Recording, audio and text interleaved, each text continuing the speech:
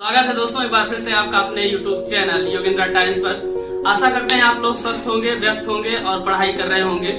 दोस्तों अभी तक के 9 सेशन हमने कंप्लीट किए हैं पॉलिटी के, और जिसमें हमने संविधान से संबंधित विभिन्न तथ्यों और कथ्यों का अध्ययन किया है जो एग्जाम पॉइंट ऑफ व्यू से महत्वपूर्ण है। आज हम अध्ययन करेंगे भारत की नागरिकता के बारे में। पिछला हमारा जो सेशन बेस्ड था वो था संघ एवं उसके राज्य क्षेत्र के बारे में, यूनियन एंड इट्स टेरिटरी।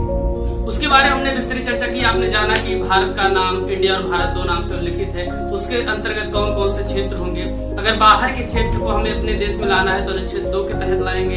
अंदर के क्षेत्र का नाम आदि परिवर्तन करना है किसी राज्य वगैरह का तो अनुच्छेद 3 के तहत लाएंगे।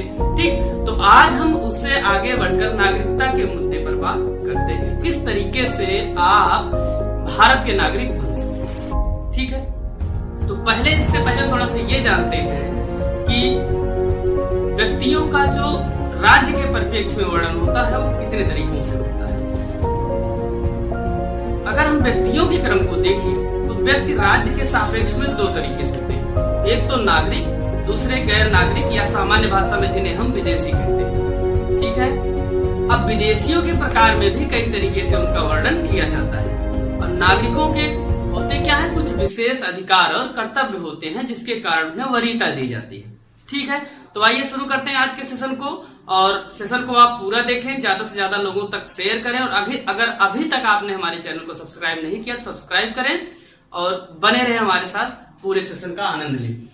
दोस्तों जैसा कि मैंने बताया, जो गैर नागरिक होते हैं या जिन्हें हम विदेशी कहते हैं वो 2 प्रकार के होते हैं। मुख्यतः अगर हम बात करें तो वो 2 ही प्रकार के होते हैं, लेकिन कहीं कहीं पर उनका 3 प्रकार से भी मेंशन कर सकते हैं। एक तो जो सीधे विदेशी होते हैं, ठीक है, फॉरेनर होते हैं। दूसरा रिफ्यूजी, जो शरणार्थी होते हैं, जो किन्हीं वजहों से, चाहे उस देश में प्रताड़ित किए जाएं या दंगे की वजह से या किसी अन्य वजह से आपके देश में आकर शरण लेते हैं, उन्हें रिफ्यूजी कहा जाता है। तीसरे होते हैं स्टेटलेस पर्सन्स, ऐसे व्यक्ति जो किसी कारण से आपके देश में आ गए हैं और उनके पास क्या दस्तावेज नहीं है, जो आवश्यक दस्तावेज हैं आपके देश की नागरिकता ग्रहण करने के लिए, वो उनके पास नहीं है। ऐसे व्यक्तियों को राज्य विहीन व्यक्ति कहा जाता है। तो ये 3 तरीके के ऐसे लोग हैं जिनको हम विदेशी की कैटेगरी में रखते हैं या गैर नागरिक की कैटेगरी में रखते हैं।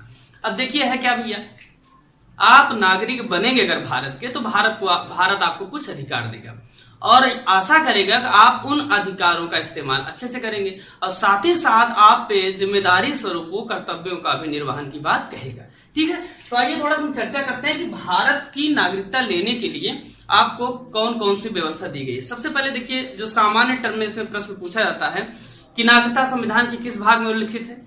भाग 2 में उल्लिखित है। मैंने पहले बताया, पहले में हमने पढ़ा संघ एवं उसका राज्य अनुच्छेद 1 से 4 तक, दूसरे में हम पढ़ रहे हैं नागरिकता अनुच्छेद 5 से लेकर 11 तक। ठीक है, भाग 2। तो इसका आप थोड़ा सा ध्यान रखिएगा। कभी कभी क्या होता है, सीधे इन चीजों को पूछ लेता है किस भाग में है, किस अनुच्छेद से लेकर किस अनुच्छेद तक है। ठीक है, और दूसरी कोशिश ये करिएगा कि इसमें ज्यादा सन न रटिए। अभी मैं बताता हूं, इसको डिस्क्राइब करता हूं थोड़ा सा। होता क्या, हम इसमें नागरिकता के मुद्दे पर सिर्फ सन रखते हैं जिसका कोई वास्तविकता से लेना देना नहीं होता। एग्जाम में कभी भी यहां से इस तरीके के प्रश्न नहीं बने।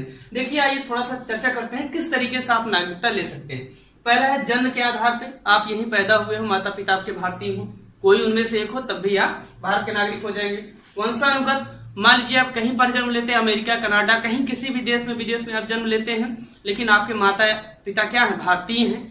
ठीक, तो आप क्या होंगे, वंशानुगत, बाय डिसेंट आप क्या कहे जाएंगे, भारत के नागरिक कहे जाएंगे। ठीक है, पंजीकरण द्वारा, मान लीजिए आप भारत की नागरिकता लेना चाहते हैं और आप क्या करते हैं, रजिस्ट्रेशन करवाते हैं आके, तब आप क्या करवाएंगे, भारत के नागरिक कहे जाएंगे। ठीक है, उसकी अगर जो कंडीशंस है फुलफिल करते हैं, अभी एक एक करके हम चर्चा करते हैं। देशीकरण, मान लीजिए आप,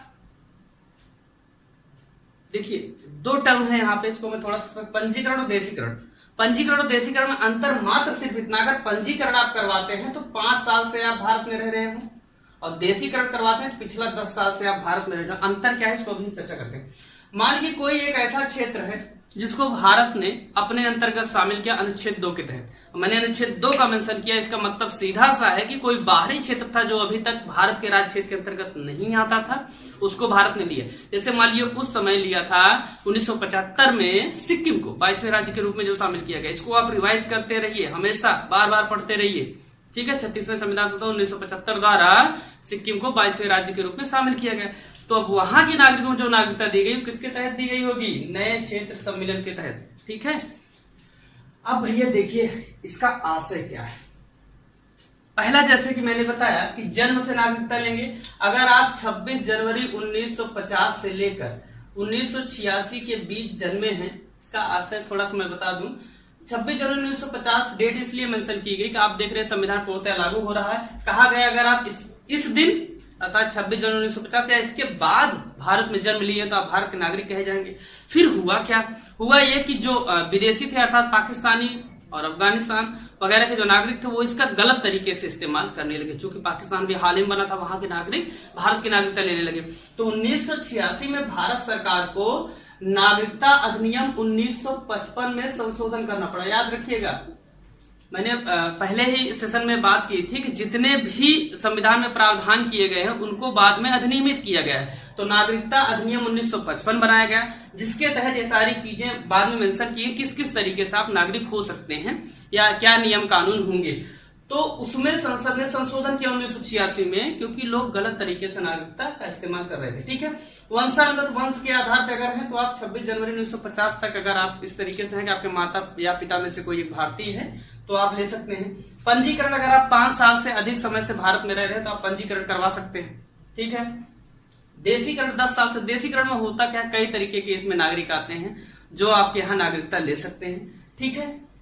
दूसरा, एक चीज यहाँ पे याद रखनी, पंजीकरण और देशीकरण के 5 साल के भीतर अगर आपको किसी देश द्वारा 2 साल की सजा दी जाती है, कितने साल की? 2 साल की सजा दी जाती है तो आपकी नागरिकता रद्द कर दी जाएगी, ठीक है। और दूसरी बात भैया यहाँ पे याद रखिएगा, अगर आप जन्म से नागरिक हैं तो आपकी नागरिकता कभी भी समाप्त नहीं की जा सकती। क्या? कभी भी किसी भी आधार पे आपकी नागरिकता समाप्त नहीं की जा सकती है, इसको याद रखिएगा। बाकी जितने भी प्रकार से हैं, अगर आप चाहें, अगर आप किसी ऐसी सूचना में लिप्त हैं जो राष्ट्र के लिए गुप्त सूचना है और आप उसे किसी शत्रु देश को दे रहे हैं तब भी समाप्त की जा सकती है, परंतु अगर आप जन्म से भारत के नागरिक हैं तो उसको समाप्त नहीं किया जा सकता, ठीक है भैया।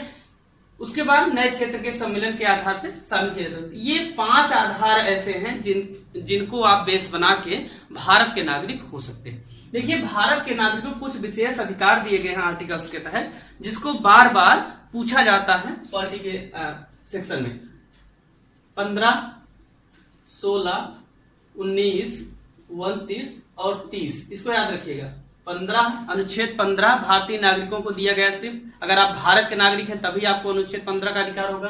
अनुच्छेद 16 तभी होगा, 19 तभी होगा, ठीक है, 29 तभी होगा और 30 तभी होगा आपको इसका अधिकार जब आप भारत के नागरिक होंगे। तो इसको आप रटे, 15, 16, 19, 29, 30, इन अनुच्छेदों के बारे में आगे हम चर्चा करेंगे, ठीक है। इसको दे देगा कि निम्नलिखित में से कौन सा ऐसा अनुच्छेद है जो भारतीय नागरिकों को नहीं प्राप्त है, कोई एक अलग से डाल देगा, ठीक है। इसको याद रखिएगा। अब जो विदेशी होंगे उनको इनमें से प्रावधान नहीं किए जाएंगे, उनको उनका अधिकार इस अनुच्छेद के तहत नहीं दिया जाएगा, ठीक है। इसको क्लियर याद रखिएगा। अब देखिए हुआ क्या, आप नागरिक बन गए, मान लिया आप नागरिक नहीं होना चाहते या राष्ट्र आपको नागरिकता से बर्खास्त करना चाहता है तो उसकी क्या प्रोसेसिंग है। देखिए, 3 आधार पे आपकी जो नागरिकता है उसका एवोल्यूशन किया जा सकता है। पहली बात, आप खुद छोड़ दें, परित्याग कर दें। परित्याग क्यों कर दें? कोई भी वजह हो सकती है, आप नागरिकता लें या ना लें, ठीक है। याद रखें, किताबों में इसके बारे में थोड़ा सा विभेद रहता है, लेकिन इसकी वास्तविकता यही है कि आप भारत की नागरिकता छोड़ देंगे, भारत के नागरिक नहीं रहेंगे, ठीक। बर्खास्तगी, इसका आशय क्या, मान लीजिए किसी अन्य देश की आप नागरिकता स्वीकार कर लेते हैं, ठीक है, किसी अन्य देश की नागरिकता स्वीकार कर लेते हैं तब आपकी नागरिकता क्या टर्मिनेट कर दी जाएगी, ठीक है भैया। दूसरा, वंचित किए जाने पर, जैसा मैंने बताया कि अगर आप रजिस्ट्रेशन करवाते हैं, पंजीकरण करवाते हैं, देशीकरण होता है आपका, तो 5 साल के भीतर अगर आपको 2 साल की सजा दे दी जाती है तो आप क्या कहते हैं, वंचित किए जाएंगे, ठीक है, सजा आपको हो जाए। दूसरा, ये क्या होगा, जन्म से हैं आप तब आपको नहीं मिलेगा इसके तहत, ठीक है। दूसरा क्या होगा भैया, मान लीजिए आपको एक गुप्त सूचना जो भारत के लिए विशेष है और आप उसको लीक कर रहे हैं किसी शत्रु देश के साथ, तब ठीक है, तब इन अनुच्छेदों के आधार पर आप क्या कर दिए जाएंगे, टर्मिनेट कर दी जाएगी आपकी नागरिकता, ठीक है भैया। ये क्लियर हुआ, नागरिकता किस तरीके से हटाई जाएगी। अब देखिए अन्य चीजें यहाँ पे किस तरीके से आपसे पूछता है।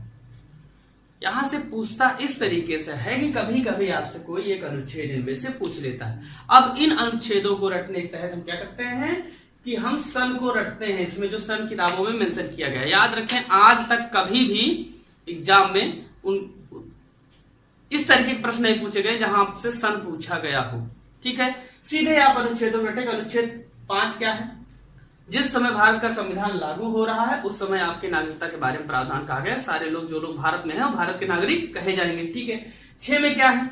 हुआ क्या, कुछ लोग जब भारत और पाकिस्तान 15 अगस्त 1947 को बन जाते हैं तो उसके बाद क्या हुआ, भारत चले तो उनकी नागरिकता संबंधी प्रावधान है। 7 में क्या है, कुछ लोग ऐसे हुए जो भारत से कहां चले गए, पाकिस्तान चले गए। उनको लगा कि वो पाकिस्तान में ज्यादा सिक्योर है, पाकिस्तान में उनकी संपत्ति है, मान लीजिए पाकिस्तान में उनके वंशज हैं तो वो पाकिस्तान चले गए तो उनकी नागरिकता क्या कर दी, टर्मिनेट कर दी जाएगी। उसके बारे में प्रावधान 7 पाकिस्तान जाने वाले। ठीक है, 8 में क्या है, हुआ क्या कि जिस समय भारत स्वतंत्र हो रहा है कई देशों में भारत के नागरिक हैं जो यहां से अंग्रेजों द्वारा या फ्रांसीसियों या पुर्तगालियों द्वारा तमाम ऐसी विदेशी शक्तियों के द्वारा दुनिया के अलग अलग कोनों में मजदूर के रूप में ले जाए गए थे। तो अब वो भी क्या भारत की तरफ आशान्वित हैं कि भारत आजाद हो गया है तो हमें भी स्वीकार करेगा। तो 8 में कहा गया कि जो भारत के मूल निवासी हैं जो अलग अलग देशों में रह रहे हैं वो भी भारत के नागरिक माने जाएंगे। ठीक है भैया। 9 में क्या है, अगर आप इसमें कहा गया किसी दूसरे देश की नागरिकता ले लेंगे तो आपकी भारत की नागरिकता स्वतः ही समाप्त हो जाएगी। ठीक है। 10 में क्या है, 10 में यह है कि आप नागरिक हैं और आपके अधिकार बने रहेंगे, अर्थात आपकी नागरिकता के अधिकार को कोई छीन नहीं सकता ऐसे। ठीक है ना। 11 में क्या है, संसद नागरिकता से संबंधित कोई भी विधि बना सकती है और इसको आप तुरंत के तुरंत याद करें। 11 में क्या है, विधि बनाएगी संसद। ठीक है ना, इसको क्लियर याद रखिएगा। अब क्या है, अब इसमें सेकेंड पार्ट के रूप में इसका जो आता है सीए, जिसको लेकर बहुत ज्यादा चर्चा में रहा, एनआरसी बहुत ज्यादा चर्चा में रहा, एनपीआर भी उससे टर्म रिलेटेड है थोड़ा। तो इन तीनों के बारे में हम अपने नेक्स्ट सेशन में पूरी चर्चा करेंगे। आज के सेशन में सिर्फ हम नागरिकता पे बात करेंगे। ठीक है, तो आपको कैसा लगा आज का सेशन हमें कमेंट करके जरूर बताएं। साथ ही साथ ज्यादा से ज्यादा लोगों तक आज के सेशन को शेयर करें जिससे ज्यादा से ज्यादा लोग हमसे जुड़ सकें। बहुत बहुत धन्यवाद।